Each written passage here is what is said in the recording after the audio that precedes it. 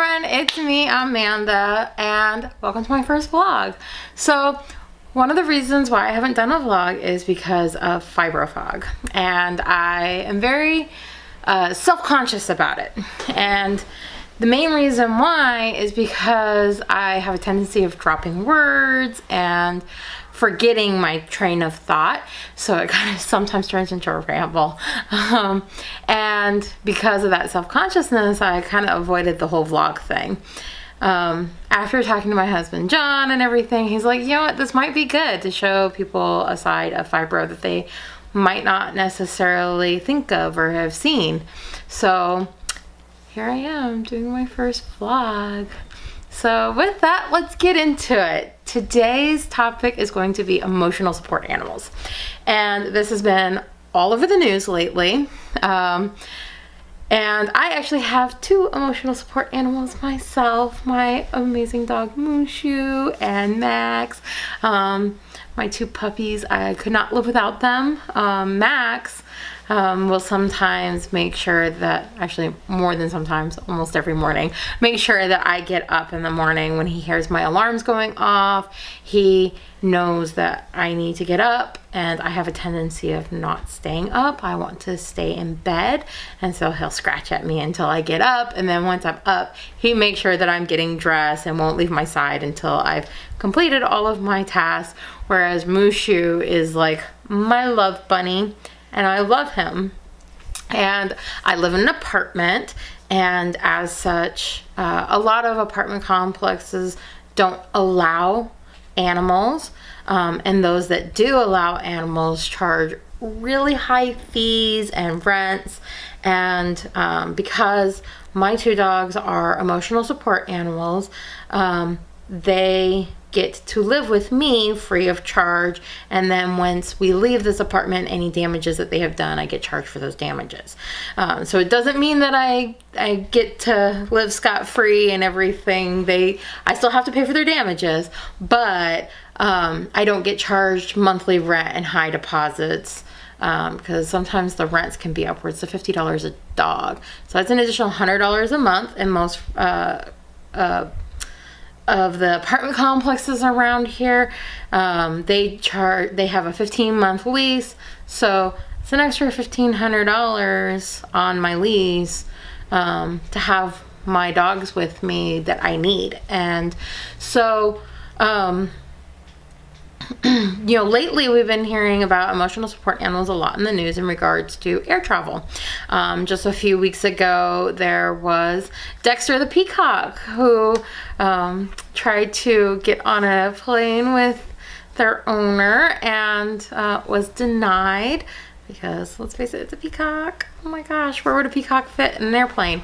And then in this last week, I believe it was Saturday or Sunday, we heard of the Florida girl who tried boarding the plane with her hamster, and boy, was that a story. And I guess they tried boarding with the hamster. They got the hamster all cleared and ready to go, and got to the airport, got through security and everything, had already checked in for her flight, and the airline stopped her from boarding last minute, stating that she couldn't have a rodent on the plane, that because it was specifically a rodent, that she couldn't have the animal on the plane for her emotional support, and told her to either flush it or release it into the wild in the freezing area that she was actually in, which was not Florida, that's where she's from, but the area that she was in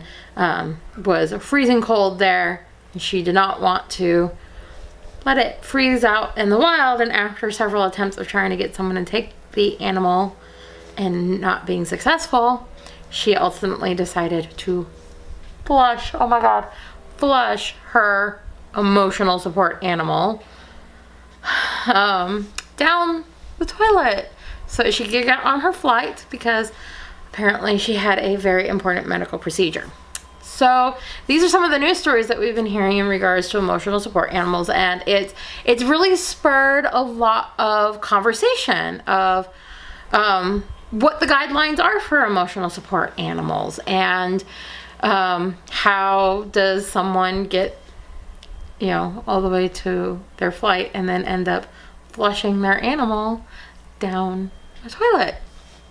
So first, let's start with, what are the guidelines for an emotional support animal? So an emotional support animal is prescribed by a licensed therapist or psychologist or physician. And it's not a prescription for a specifically trained animal. It is actually a prescription for any animal that can provide emotional support and companionship to their owner. The animal does not need to be trained in any way, although if they have training, the better, but they don't require any kind of training. And with that letter from your therapist or psychologist or medical professional, you can bring your animal into an apartment complex or a hotel without being charged any rents or fees or anything along those lines. In addition, you can take that animal onto an airplane with that letter. And you are not required to provide the airline with any kind of advanced notification that you are bringing the animal onto the airplane. But the animal can be denied entry basis of behavior and destructive capabilities, such as a peacock. A peacock is a potentially harmful animal that could harm other passengers. So that was the reasoning for denying the peacock, in addition to its size and not having any place to go. Because with an emotional support animal on an airplane, the animal needs to be near you in order to be doing its job. And the only place for a peacock to go without being harmed would be in the aisleway, which is a fire safety hazard, which you can't impede upon. So hence why Dexter the peacock not allowed on the flight for those reasons there. And a lot of people will confuse an emotional support animal and a therapy dog and a service dog. So there's 3 different classifications of animals, and that provide different levels of support. An emotional support dog provides companionship, or it could be any kind of animal. A therapy animal is an animal that will provide companionship for a group of a lot of people in a hospital setting. They've gone through behavior training, as well as training for being in different environments and surroundings.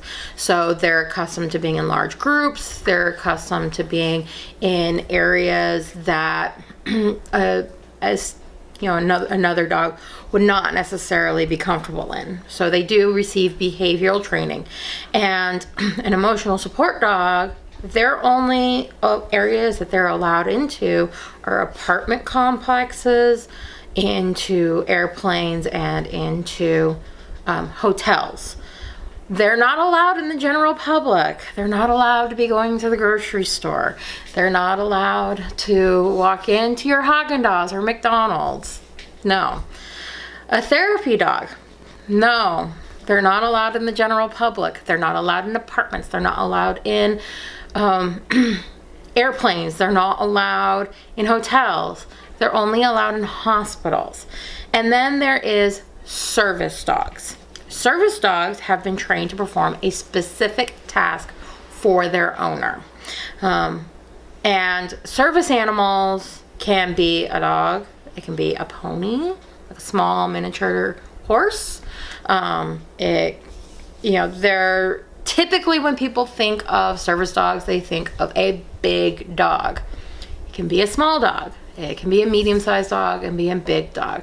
Not all service animals perform the same tasks. They have been trained for being out in crowded areas, so that they're able to handle those environments. They're trained in order to follow their owner's commands, and they've also been trained in order to provide assistance for a specific need for their owner, be it a seeing eye animal, or be it a fall risk animal. If their owner is a fall risk, they would be able to catch or pick up their animal, their owner. If it is an animal that is trained to sniff out allergens, they can alert their owner of any allergens that they may be coming in contact with, such as like a peanut allergy. There's also other animals that are maybe viewed as being companionship, but it is actually a service, in that they were trained to perform a certain task, where if someone has an arrhythmia, the owner could have the dog close to their heart, and the owner's heart could be syncing up with that animal's heart, so that way the owner's arrhythmia doesn't cause an issue. So lots of reasons for someone to have a service dog. Service dogs are allowed in any place that their handlers are allowed, so long as they are not a behavioral nuisance. Now you'll notice that there's one common theme in every single animal that I have talked about, and that is behavior. If ever there is an animal that is being a behavioral nuisance, guess what? That animal can be removed from the environment that they're in, the restaurant, or going into an apartment. If you're in an apartment setting and your emotional support animal is a behavioral nuisance and is causing concerns, you could potentially be disallowed to have your emotional support animal in that apartment because of it being a behavioral nuisance. So because we've been seeing some extreme cases of emotional support animals in the news lately, there's been called into a question about emotional support animal abuse and fraud. So a lot of people you can go online and get a vest for your dog. You can get a card that certifies it as a service, therapy, or emotional support animal. And because of the abuse that's been going on, there's been instances where animals have been causing issues for actual service animals, because they'll be getting into fights in the broad general public. I've seen this at Disneyland, where a service animal is trying to do its job and it's being attacked by a non-service animal. But how did this non-service animal get in there?